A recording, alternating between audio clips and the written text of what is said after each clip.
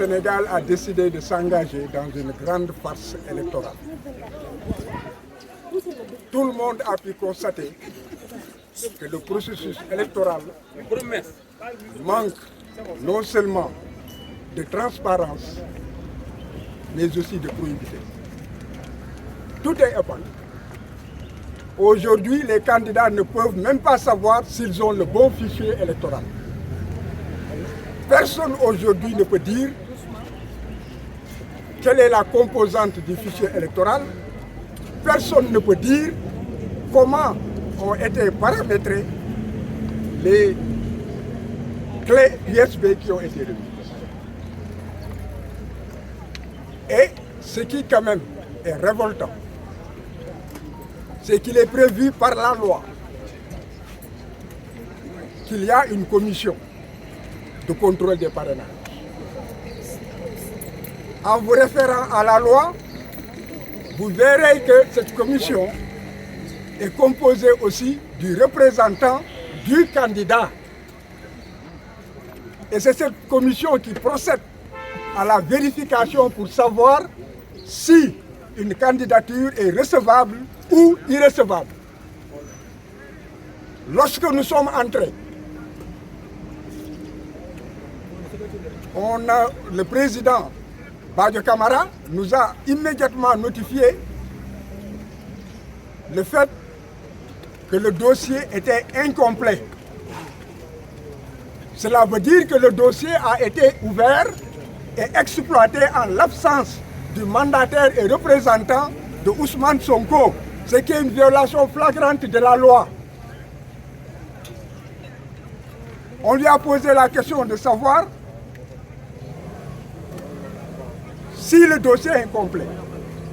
Qu'est-ce qui pourrait être incomplet? Et la réponse a été que les dossiers ont été reçus, les courriers qui les accompagnaient et les pièces annexées étaient aussi reçues, vérifiées par la commission qui a conclu en ce qu'il manquait en fait une pièce, qu'elle était incomplète. Et après, tout est refusé, que le reste nous sera notifié par écrit en temps opportun. Et quelle est la pièce? Vous ne m'avez pas écouté. Quand je lui ai posé la question, la réponse a été que tous les courriers et tous les documents qui ont été déposés ont été reçus et exploités par la commission, qui a donc décidé que le dossier était incomplet. Or, cette commission a donc été dans une composition irrégulière parce que la loi prévoit que tout cela, cette vérification, devait se faire en présence du candidat ou du mandataire ou du représentant du mandataire. Donc il est clair que la cascade de violation de la loi ne s'arrête pas et qu'il y a une volonté d'aller vers des élections qui, dès le départ, manquent de transparence et qui, en tout état de cause, ne reflèteront pas la volonté de la nation. Et la communauté nationale et internationale qui m'écoute peut vérifier les dispositions de la loi et elle pourra voir que la commission ne peut pas siéger valablement si, en fait, le représentant du candidat n'est pas, en fait, présent. C'est la raison pour laquelle je pense que l'opinion publique nationale et internationale retiendra que c'est une farce électorale qui a été organisée et qui continue d'être organisée. Ce que nous comptons faire, nous le savons, nous ferons les recours prévus par la loi, nous resterons dans la légalité, mais dans tout état de cause, la souveraineté populaire s'exprimera. Je vous remercie.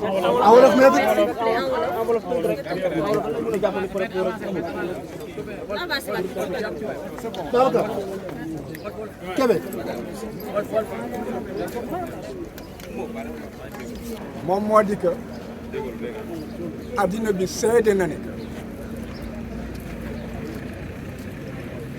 maanaam élection yu ñuy wax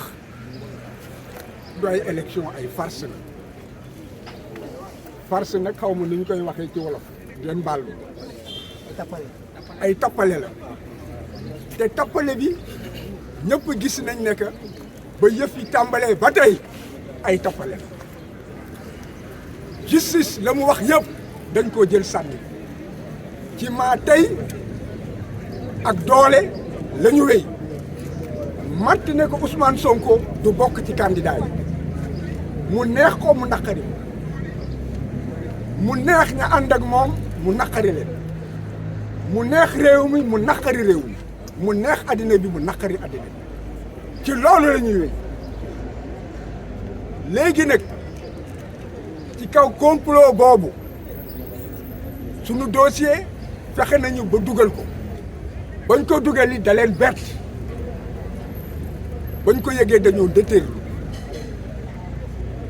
léegi nag tey la ñu waroon xool ndax sunu parrainage jaar na yoon sunu parrainage député la donc day jàll fexe yi moom moo di que ba ñu accéder ñu nekk seen dossier motul te récépissé yeeg yëpp yor nañ ko dañ ko teg ci li yoon wax teg ko ci ñoom conseil constitutionnel ci dogal yi ñu génnee nekk bu fekkee ne que lii ak lii am na lii ak lii ak lii lay wéy la nga xam ne loolu lañ ne loolooy wéy loolu yëpp jot nañ ba ñu dikkee toog ñu wax ñu tout de suite ne ñu que seen dossier motul ma ne leen seen sunu dossier motul lan moo tax sunu dossier lan moo motul ci sunu dossier ñu ne ma fekkee seen dossier Ousmane Sonko motul te bu fekkee ne que dinañ leen ko yëgal dinañ leen wax lan moo ci motul ma ne leen yéen membre yi toog dossier complet lañ leen jox mu dog ma ne que président bi dog ma Badio Camara ne que lépp loo fi indi mu doon ci dossier mu doon ci ay bataaxal yëpp wane nañ ko commission bi réunir na ba pare xool gis ne que manqué na pièce te commission bi mënul réunir te fekk man fekkeewuma ko pour que ñu war a dajji enveloppe bi nga xam ne ci laa def kayit yi dañ koo scellé pour que ñu vérifier ci sama kanam ba pare nañ ne alkaati bi kaay ñu yëkkati dafe pour que mu génn nekk wax ji jeex na wante ma xam ne que donc wax ji du ci ñoom kaddu yi ci réew mi la war a dem kaddu bi ci communauté internationale bi la war a dem ñu xam ne que lii ñuy def ay caaxaan la lii ñuy def jaarul yoon doole bii ñuy jaay lii lépp en fait jarul que ñuy muur nit ñi puudar ndax wane nañu ñoom la ñu bëgg wane nañu nañuy demee clé USB yi ñuy joxe gis nañ ne que ñi nga xam ne que yàgg nañu fii ay lu mot ñaar fukki at fanweeri at ñu ngi ci ay élection ñu ngi seeni nit rejeté nañ ko parce que dañu naan que clé yi kenn liiru ko clé yi kenn amul fii ko kenn mënul waat nekk clé bi ñu la jox fichier bi conseil constitutionnel yor boobu clé moom lañ la jox kenn xamul ndax fichier clé yi ñu la jox virusé wuñ ko kenn xamul ndax clé bi ñu jox Boubacar Camara ak clé bi nga xam ne moom la ñuy jox Aïda Mbodj que clé yi benn la alors que lépp dafa war a leer mu leer nañ mel ni seetu nit ñi xam la ñuy def xam fa ñuy teg seen tànk xam lañ leen laaj ñu mën cee ñu mën cee jaar wante ba tey ji dara leerul lépp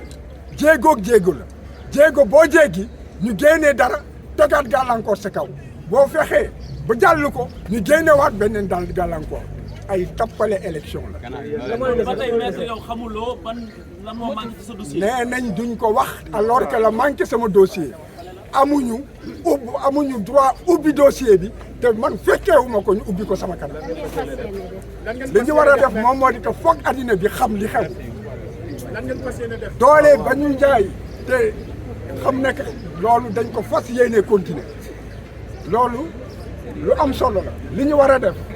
moom moo di que ñun ci yoon la ñuy topp ci yoon li nga xam ne moom moo ñuul ci soow mi moom moo di que yoon fa mu ne fa la ñuy jublu pour ñaxtu ñoom kott lañ fay fekkaat wante du tere dinañ ko def na àddina seede rek nekk ci ay tappale lañ jëm jërëjëf